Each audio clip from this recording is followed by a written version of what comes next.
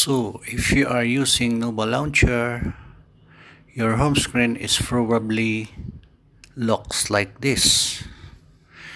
You have dock icons and you can clearly see your wallpaper without any obstruction, even your second screen, third screen, or even more. They are looks so pretty good, pretty clear, neat and clean because Nova Launcher have a built-in app drawer. So that is the big difference of Nova Launcher compared to the factory default launcher. Hello YouTube. In today's video, I will show you how to use Nova Launcher. Nova Launcher is not only a phone launcher, but it also speed up your experience by browsing our applications and files on Android. So on this video, I will show you how to customize the looks of our home screen the way you want. So to avoid wasting our time, let's go to the phone, okay?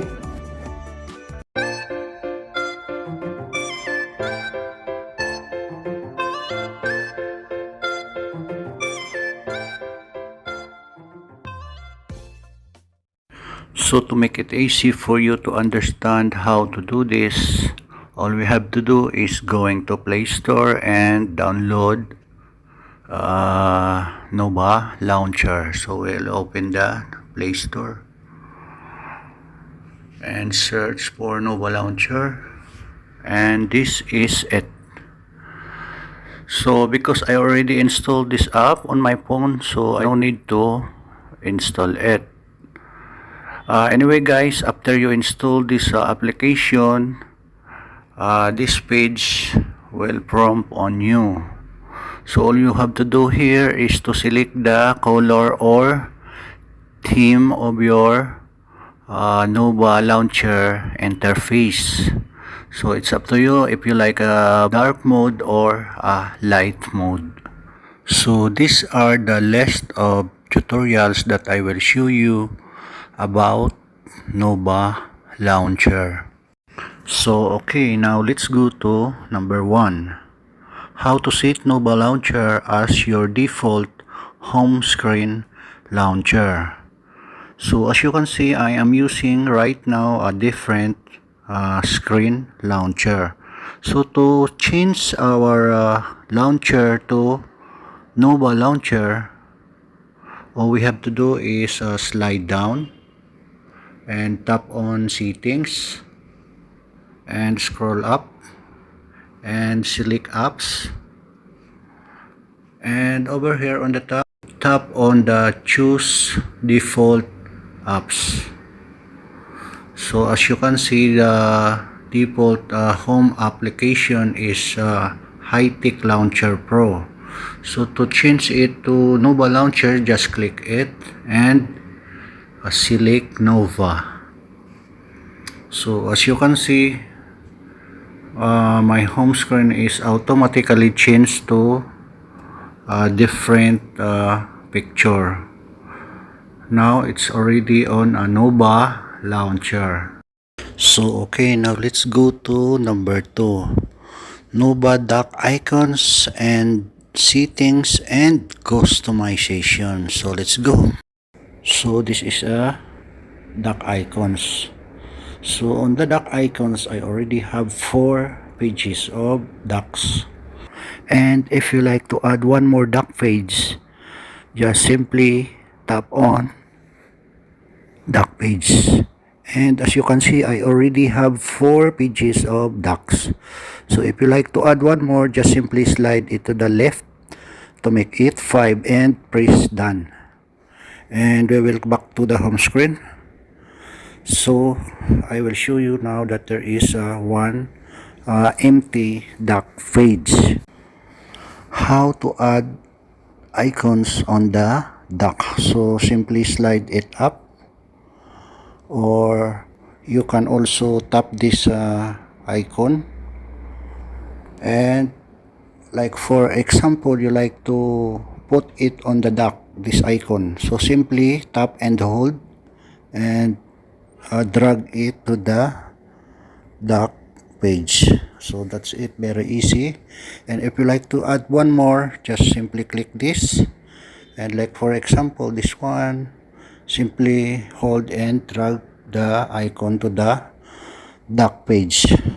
And if you like to add one more, let's say for example Facebook, so just hold and drag to the dock page. So I will put another one more, this one, and that's it. Now if you like your dock pages scroll continuously like this, let's go to settings. This is called infinite mode, and continuously scroll to the left or scroll to the right. So let's go to settings. So here in the home screen, select dock and infinite scroll. So this is the infinite scroll. So you must check this if you like to scroll it continuously. So this is infinite scroll. Now you can also adjust the layout of your icons on the dock. So this is the icon 130%. This is this one. If you like to manually set up the size of your icon, just uncheck this one and you can move it like this. So for me, it's better to match to the desktop size. So I always check this to match the sizes on my home screen. So this one, the fonts, the labels, this is the labels. So if you like to change the size, you can simply slide it and like that, you see, and that's it. So if you like shadow, you can check this one, and single lines, actually this one is very important for me. If you uncheck this one, some of the icons, some of the labels of icons are 2 lines. So if you like only single lines, just click this box. So that's it. Now let's move on to number 3, home screen gesture. So now I will give you an example of gesture. So like for example, slide up. As you can see, the up drawer is also open, and slide down, and as you can see, the notification is also open. So that is called a gesture. So now I will show you how to enable this gesture. So I will open Nova Launcher and select gestures and inputs. So this is it. These are the list of gestures. So like for example, I will assign a swipe up gesture. I will assign up drawer. So I select up drawer, and also on the swipe down, I want to expand the notification. So I select this, expand notification, and like for example, double tap, I want to screen lock. So that's it. This is only 3 examples I will give you. So now we'll come back to the home screen. So like for example, I will slide up, so the up drawer is also open, and if we will slide it down, and the notification is also open, and if you will tap it twice, and it's also, the screen is locked. So I open it, and because I use pattern, so I just enter my pattern. So that is a gesture. Now let's go to the next one, home screen animation.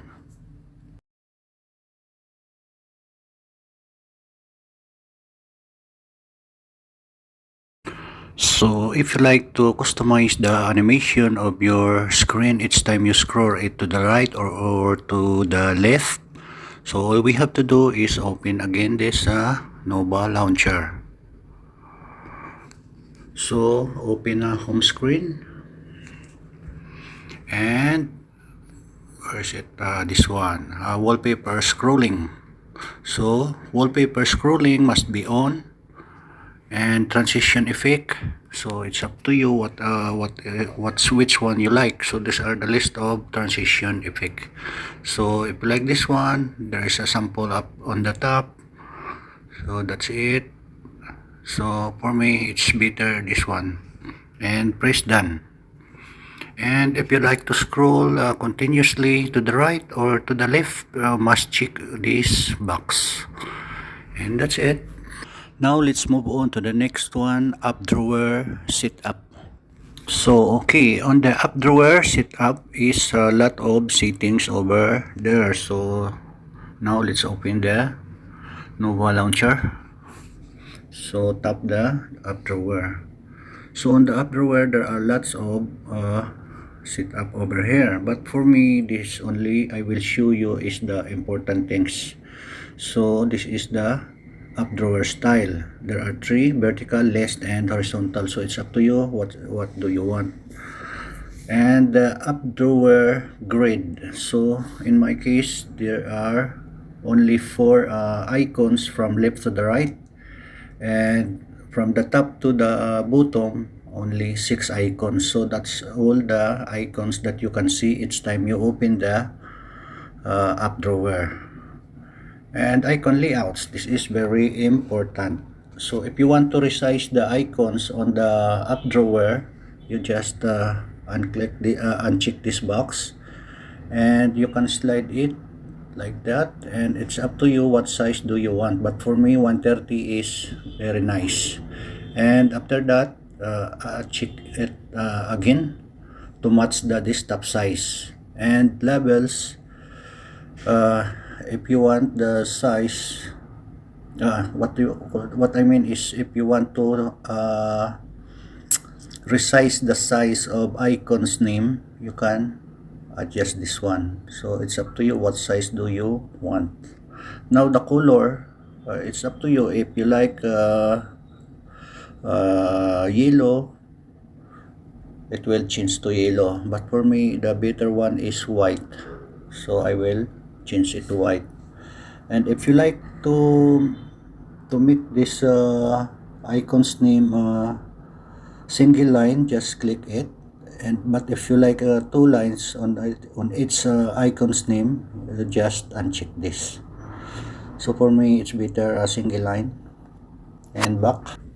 Now let's go to the next one. Over here, yeah, this one. This is automatically closed. This is very important because each time you open it and you will open another application, it will keep it open. But if you will activate this one, each time you skip to that place, it will also automatically close. And the very important is remember the last position of the icons. So if you check this box, each time you open the up drawer, you will back to the last position. But if you will uncheck this one, the next time you open, you will back to the top. So better to check this one because I like to always remember the last position. So that's it. Now let's move on to number 6. How to change the up drawer background. So just open Nova Launcher and up drawer, and as you can see there is a background color. So if you like to change the color of your background on up drawer, let's say for example white, so just click the white, and as you can see the background is already white. And like for example I will change it back to the black. Just select the black and click the check, and as you can see it back to the black color background. Now let's go to the next one, how to hide application using Nova Launcher.